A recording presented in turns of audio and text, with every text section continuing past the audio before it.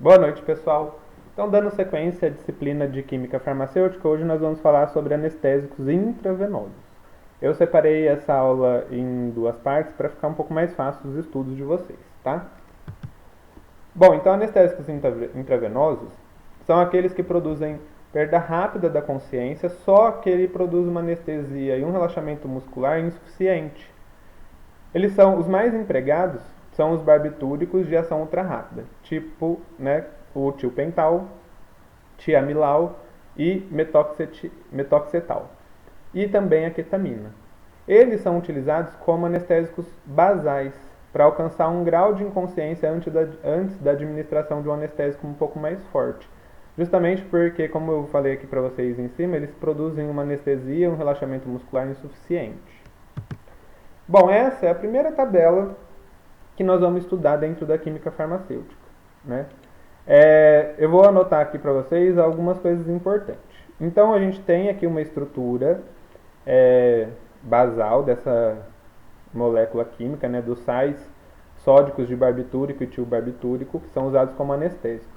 E a gente tem algumas regiões que são importantes para a gente observar. Por exemplo, a X, a R', a R2' e a R3'. O que acontece com essas regiões, né? Como eu discuti com vocês no começo da disciplina, a gente tem empresas que produzem medicamentos e para isso elas estudam anos, né, aquele medicamento. E aí, a hora que ela lança no mercado, a gente tem esse medicamento, por exemplo, essa estrutura orgânica, que tem uma região base, certo? E aí eu posso fazer mudanças em algumas regiões dessa molécula e levar à produção de um fármaco mais potente, menos potente ou com ação similar, tá? Então, quando uma indústria lança um medicamento no mercado, as outras elas vão atrás para saber, né, para pegar essa molécula química, desenvolver ela, ver quais mudanças a gente pode fazer. Por quê? Quando eu realizo uma mudança, pode ser em qualquer região que eu marquei aqui para vocês, eu vou ter a formação de um novo fármaco. Então, um novo fármaco vai me gerar uma nova patente e eu posso, então, lançá-lo no mercado, certo? Bom, vamos ver. O primeiro aqui, né, o exobarbital. O exobarbital, então, é um medicamento, né, um anestésico, que na região R' aqui, ele tem um radical metil. Tá? Então aqui na região R' eu tenho um metil. Na região R2', eu vou ter, né, um grupamento aí com 6 carbono. Então eu tenho aí um hexano ligado aqui. Tá? E na região R3' eu tenho outro grupamento metil e o oxigênio aqui na região X. Bom, então se eu fizer todas essas alterações nessa molécula, eu vou ter este medicamento aqui para vocês, tá? Deixa eu pegar o laser para facilitar. Então, voltando, eu tenho aqui o grupamento na região R', um metil, na R2', né, um composto aí de carbono com 6 carbonos aqui nessa região. Aqui na R3' eu tenho outro metil e o oxigênio aqui na região X. Eu fiz substituições, tá? E eu tenho este, então, medicamento aí. Bom, continuando então, vamos pegar o próximo, o metoexital. O metoexital, ele vai ter na região R', né, um alil. O nome deste radical é alil. Esse alil ele vai estar presente aqui nessa região. Então, nesse caso, eu desliguei, né, esse metil e liguei um alil aqui nessa região. Assim como aqui na R2, eu coloquei uma outra estrutura carbônica. Olha só que grande, né, que ela é. Eu fiz então uma alteração nessas regiões. Aqui eu continuei com um metil e o oxigênio também. Então aí eu tenho este outro tipo de medicamento. Vamos pegar o tilpental, por exemplo. O tilpental eu tenho um radical etil, tá? Então eu tenho uma etila ligado aqui. Aqui eu também tenho, né, um outro tipo de radical ligado na região R2. Então, o que eu tenho aqui, ó, 1, 2, 3, 4, 5 carbonos, tá? Ligado aqui nessa região. Na região R, 3' eu não vou ter nada, eu vou ter só um hidrogênio. E ele vai ser complexado ali na região X com o enxofre, justamente por isso que ele chama tiopental, porque tio, né, vem da palavra enxofre, certo? E aí, o tio-barbital e o tio-amilau, olha, observe que todos eles possuem enxofre na região X, certo? Os outros dois não, possuem oxigênio aqui nessa região. Então essas alterações que eu realizo na molécula me dá a diferença de fármacos. Eu vou lançar um fórum, uma pergunta, onde eu vou colocar, né, qual foi a substituição realizada para vocês identificarem qual fármaco que foi, tá? Bom, a aula gravada é assim mesmo, né? A porta acabou de bater aqui. Acho que nem os espíritos aqui de casa querem estudar química farmacêutica na sexta-feira desse jeito. Bom, mas a gente vai fazer o melhor possível, tá? Se vocês tiverem dúvida, podem me perguntar lá no grupo, tá? Então eu vou fazer mais risco aqui nessa tabela para vocês entenderem na hora de responderem lá. Então o X é o que está nessa tabela aqui, tá? Então essa parte de mudança é da região X. A região 3' é essa daqui, tá? Então são esses tipos de alterações que são feitas nessa região. A região 2', vamos mudar agora a cor, porque agora eu tô chique, agora eu tô desse jeito. Então vamos pegar essa região a 2'. A região 2' compreende então a esses radicais. E na região, vamos pegar o azul, na região R1 é essa daqui, ó. Então, o que o trabalho lá vai ser para vocês? Eu vou passar justamente qual foi a mudança na região R', R2', R3' e X, e você vai identificar. Essa é a primeira tabela que eu tenho no livro, e justamente ela me facilita bastante o estudo para as outras tabelas que vão ser um pouquinho mais complexas, com algumas outras regiões, tá? Então, eu acho que não vai ter dificuldade. Se eu falar que eu mudei o grupamento etil, coloquei um composto com 6 carbonos na outra região, na R2, uma outro metil e na região X um oxigênio, eu vou ter esse medicamento. Acho que deu para entender, tá? Então, aqui, né? Estou nessa região, com essas mudanças que eu acabei de falar para vocês, tá? Bom, vou continuar. Aí. Nós vamos falar um pouquinho sobre cada um deles, né?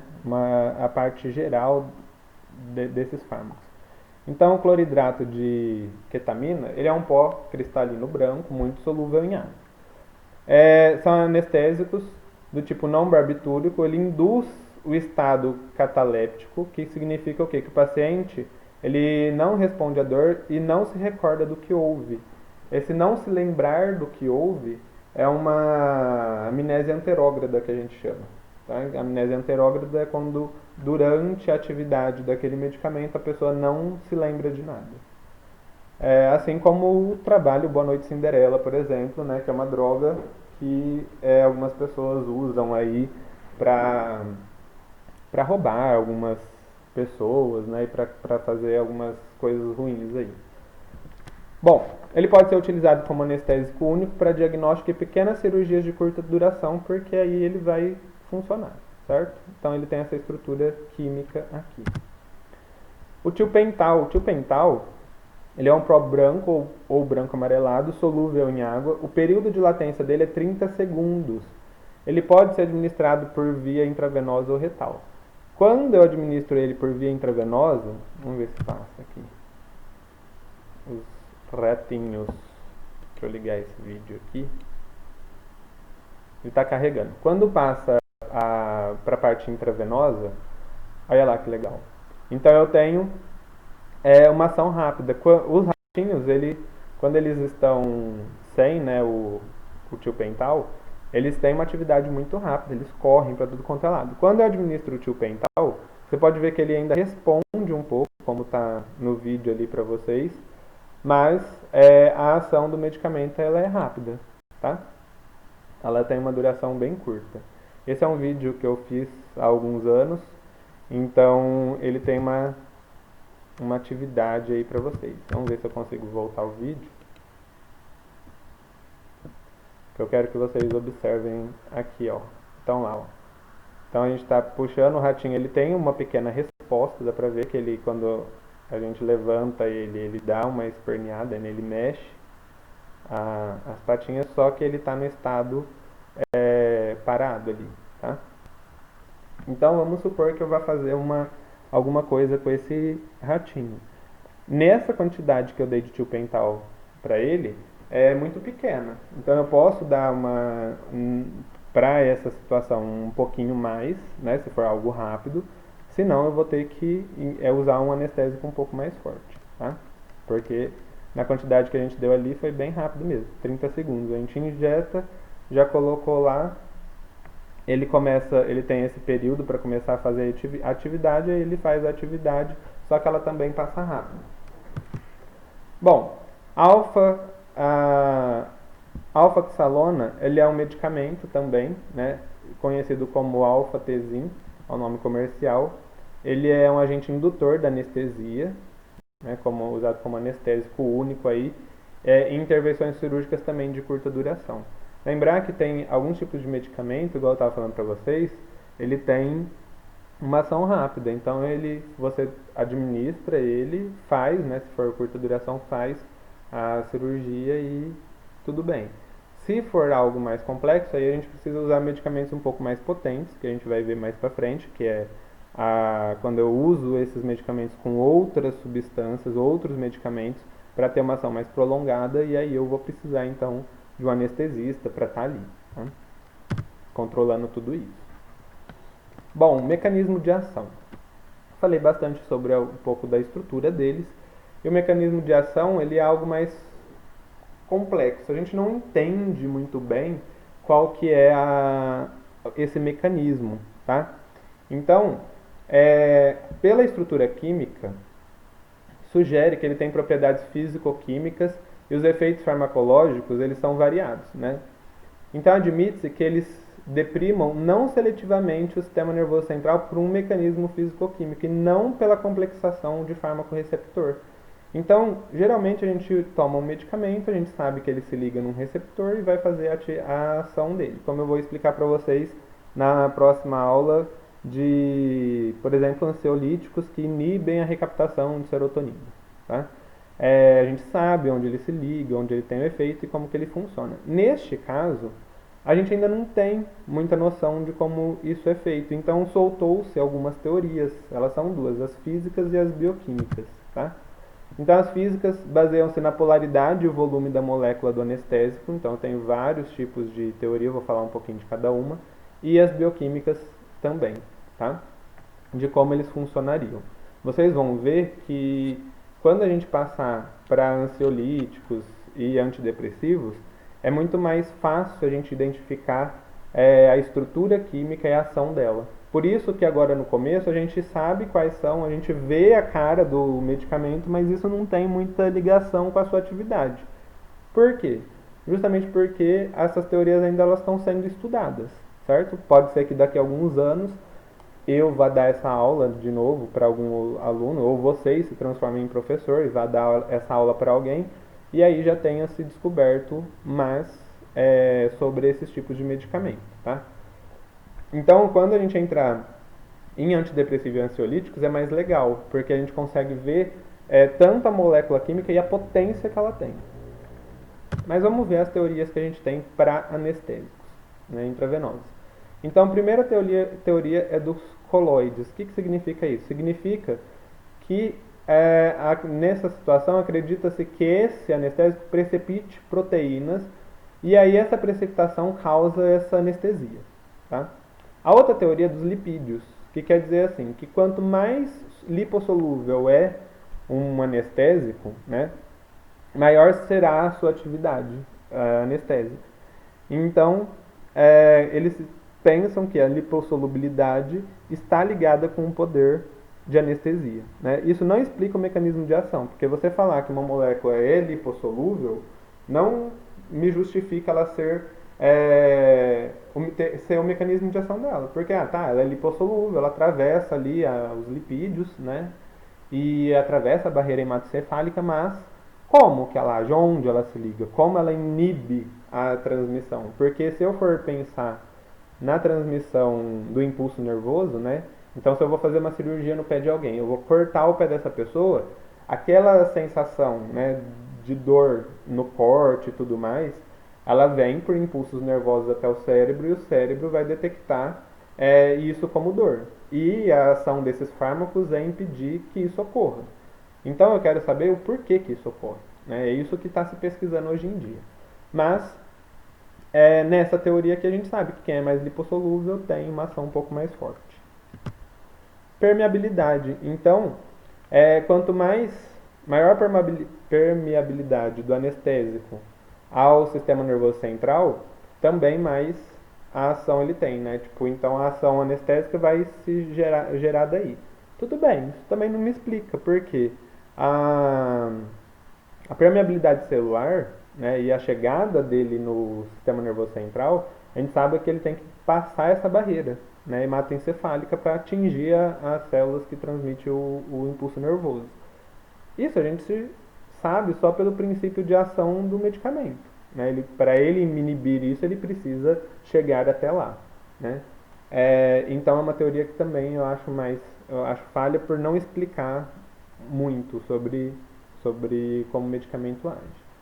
Teoria da tensão superficial e da distorção. Né? A distorção quer dizer que o anestésico ele pode mudar a constante de elétrica. Lembra do impulso nervoso que vai passando, né, de uma célula para outra? Ele muda esse sistema de transmissão e por isso que causa anestesia. Tá? Na teoria do tamanho molecular, as pessoas que lançaram essa teoria falam que quanto maior é o volume molecular do composto, é maior a atividade anestésica. Né? E ele tem essa atividade por isso.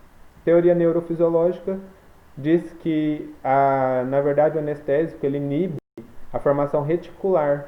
Né? Então, quando eu tenho as células que vão transmitir o impulso nervoso, ele vai inibir, né, essa célula, fazendo com que esse impulso nervoso não seja detectado. Né? Então, isso é uma das teorias, a neurofisiológica.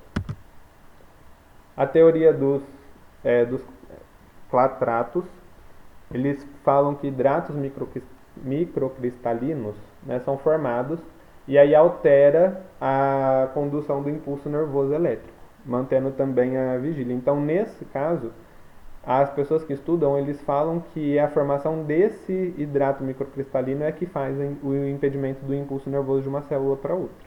Tá? Temos também a teoria do iceberg, que é uma teoria que diz que esses medicamentos que eu falei para vocês, ele causam um aumento da quantidade de água no sistema nervoso central. E isso reduz a sua atividade, né? Impedindo também o impulso nervoso de uma célula para outra. E aí a gente entra nas teorias bioquímicas. Então a teoria da inibição de oxidação, nesse caso, as pessoas viram in vitro, ou seja, não foi detectado, o estudo ainda não foi feito em vivo para descobrir como funciona, mas in vitro eles verificaram que esses anestésicos ele impede a enzima, né, uma coenzima que faz a mutação de NAD+H, NAD+. E isso, quando isso ocorre, o impulso nervoso que passa de uma célula para outra também não ocorre, tá? Então lembra, se eu estou aqui no meu laser, eu tenho um impulso que vai passando de uma célula para outra. A gente sabe que ele vai interromper esse impulso. E isso que vai me causar esse mecanismo de anestesia, tá? Então essas teorias, elas vêm tentando explicar isso. E outra teoria que eu tenho aí é da interferência na formação do ATP mitocondrial. Também o ATP mitocondrial, ele é importante ali para a transmissão, né, do impulso nervoso, e quem estudou essa teoria imagina que essa ação no ATP mitocondrial é que vai causar a ação anestésica. Essas teorias eu coloquei para vocês só para vocês saberem, né, para a gente discutir um pouco que é complicado. o entendimento é mais fácil. Bom, a gente tem a molécula, a gente sabe como ela é, a gente sabe da segurança, como trabalhar com ela, né, porque o anestésico, quando aplicado em grande quantidade, ele pode levar a pessoa ao óbito, como eu já falei na aula passada. Porém, eu trouxe essas teorias, é um pouco complicado, mas eu trouxe elas para vocês, mais para mostrar que tem muito ainda a ser feito, né? Tem muito ainda a ser estudado, muito ainda a ser descoberto, tá? Bom, a teoria também da suspensão de movimentação de íons. Nesse caso, os autores falam que os anestésicos atuam sobre a membrana celular impedindo o movimento de íon durante a atividade do tecido. Você percebe que todas elas são parecidas, tentam explicar, tentam lançar uma hipótese de como ela funciona, mas a ligação dessa molécula ao tecido ainda não foi estudada, né? Não foi elucidada. Bom, como eu falei para vocês, esses anestésicos intravenosos, eles causam aí essa anestesia, só que o relaxamento muscular não é tão interessante, né? E eles às vezes são um pouco fracos. Como que a gente dribla isso? A gente vai dar alguns adjuntos, alguns fármacos para ajudar, né, a chegar no efeito que eu quero. Então, fármacos que reduzem a ansiedade, como sedativos e hipnóticos, por exemplo, barbitúricos, são muito importantes para a gente. Ansiolíticos, neurolépticos, que vão ajudar a auxiliar aí a anestesia que eu quero, tá? Então, se eu quero colocar uma pessoa em anestesia e quero que ela durma também, eu vou dar o sedativo. Lembra que eu dei o tiopental pro ratinho? O ratinho ele fica acordado.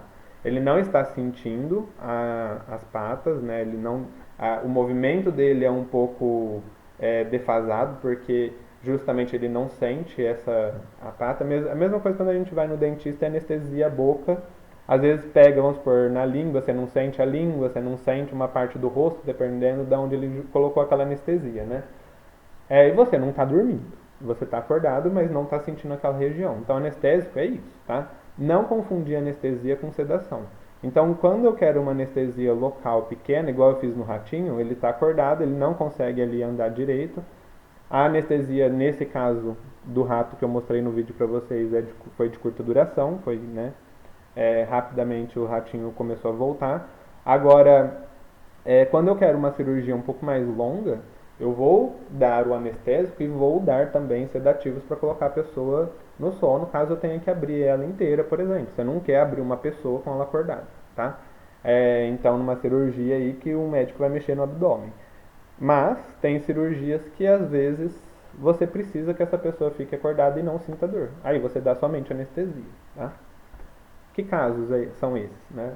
Joguei no vento e não expliquei, né? Por exemplo, quando um neurocirurgião vai mexer em alguma região no cérebro. Dependendo de onde ele vai mexer, ele vai dar uma anestesia para a pessoa não sentir dor, mas a pessoa não necessariamente vai estar dormindo, porque muitas vezes ele precisa daquela resposta, né, da pessoa acordada. Bom, controle da dor. Eu tenho alguns analgésicos potentes, como hidromorfina, morfina, apesar do anestésico ele causar anestesia. Se eu quero amplificar ela, eu posso utilizar isso. Inibição da salivação, tá? Também é utilizado. A prevenção aí de náusea e vômitos, né, antiemético, caso você queira entubar uma pessoa.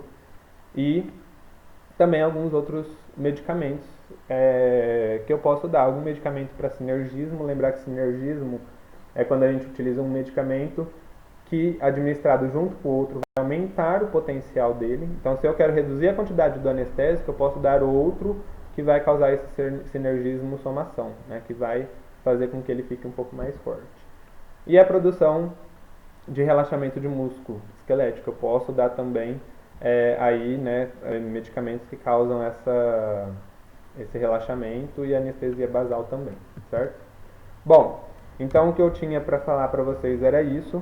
Eu vou deixar a atividade em cima daquela tabela que eu falei para vocês aqui e eu vou deixar para entrar na outra parte na próxima aula, porque com essa atividade, com a aula de hoje, eu espero que vocês compreendam um pouco mais a tabela, porque elas vão ser muito necessárias na próxima aula, tá? Você compreender essa tabela e como o livro traz essa tabela pra gente, vai ser o ideal pra gente entender as próximas aulas de Química Farmacêutica para ficar mais fácil e mais legal da gente observar essas moléculas, tá? Ela é uma disciplina que mexe com bastante estrutura química. Eu gosto muito, como eu falei para vocês, de desenhar na lousa, mas eu fiz de uma forma bem legal pelo slide, para a gente poder entender a ação de antidepressivos e ansiolíticos. Eu acho que vai ficar bem legal, tá? Depois, na próxima aula, eu venho lá pelo WhatsApp para conversar com vocês e a gente começar a definir os outros passos da nossa disciplina, certo? Então, boa noite a todos.